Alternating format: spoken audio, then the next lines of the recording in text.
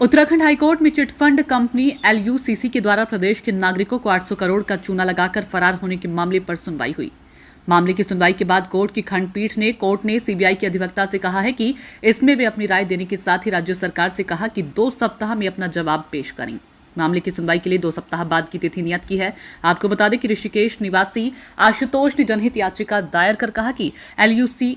नाम की एक चिटफंड कंपनी के द्वारा वर्ष 2021 में प्रदेश के कई जिलों में लोगों को कई तरह के प्रलोभन देने के उद्देश्य से अपना ऑफिस देहरादून, ऋषिकेश सहित पौड़ी में खुलवाए। उसके बाद स्थानीय लोगों को अपना एजेंट नियुक्त किया, जिनके माध्यम से एजेंटों को उनके करीबियों से कहा गया कि वे इस कंपनी में निवेश करें।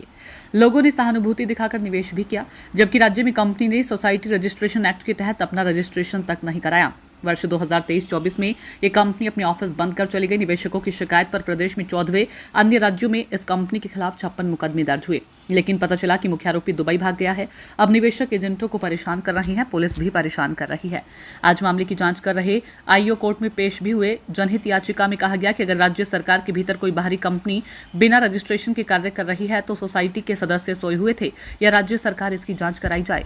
एक पीआईएल दाखिल करके जो एलयूसीसी नामक एक सोसाइटी जिसने उत्तराखंड में लगभग मुझे कहना चाहिए 800 करोड़ से ऊपर का घोटाला हो चुका है, जिसे कहना चाहिए, वो पैसा लेके जो है, और यहाँ के जो निवेशक थे जिनको उन्होंने एजेंट भी बनाया, उन लोगों के भी साथ फ्रॉड करके वो जा चुके हैं। और ये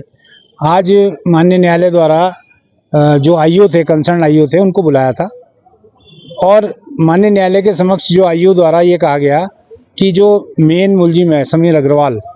वो यहाँ दुबई जा चुके हैं और दुबई के बाद भी वो सेंट क्रिस्टोफर और क्या है नेविस जमैकन आइलैंड है, वहाँ पर हैं वो। और उन्होंने ये कहा कि चूंकि हम लोगों ने इंटरपोल को भी नोटिस दे के उसके लिए प्रोसेस में है मामला, तो ये कार्रवाई जारी है। न्यायालय द्वारा हमारे साथी लटवाल साहब द्वारा भी अवगत कराया गया कि चूंकि ये मल्टी स्टेट कोऑपरेटिव सोसाइटी है और लगभग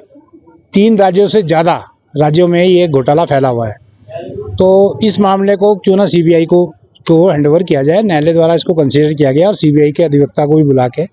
और उनसे ये कहा गया कि ये भी आप इंस्ट्रक्शन ले लें और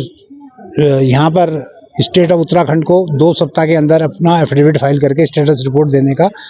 निर्देश दिया गया और 2 हफ्ते के बाद की तिथि नियत की गई है। हमारे साथी द्वारा माननीय न्यायालय को अवगत कराया गया कि जो लोग, जो हमारे एजेंट्स जिन्होंने अपना पैसा दे रखा है, उनको ये लोग परेशान कर रहे हैं, जिसे कहना चाहिए उनको तो न्यायालय द्वारा कहा गया कि अभी ये प्रिएम्प्ट कर सकते हैं, लेकिन अगर कोई ऐसी बात होती है आप न्यायालय को अवगत कराएं।